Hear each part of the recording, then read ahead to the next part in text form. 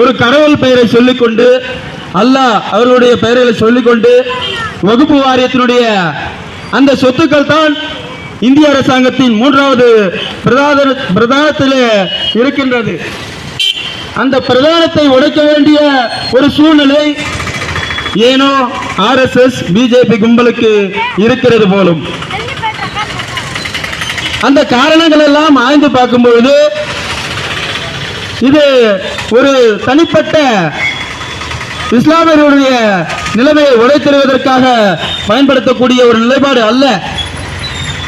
தோழர்களே, இதை கூர்ந்து கவனித்தால், நாம் அனைவரும் கூர்ந்து கவனிக்க வேண்டிய விஷயம் என்னவென்று சொன்னால், இருக்கின்ற அடிப்படை உழைக்கும் மக்களை சுரண்டி கொழுக்கின்ற முதலாளித்துவ சக்திகள் இன்றளவிலும் ஆதிக்க சக்திகளாக வளர்ந்துவதற்கு தடையாக இருக்கக்கூடிய ஒரு அமைப்பு தான் இன்று இஸ்லாமிய அமைப்பு என்று சுட்டிக்காட்டி ஒவ்வொரு நிலையிலும் அந்த ஆர்எஸ்எஸ் கும்பல்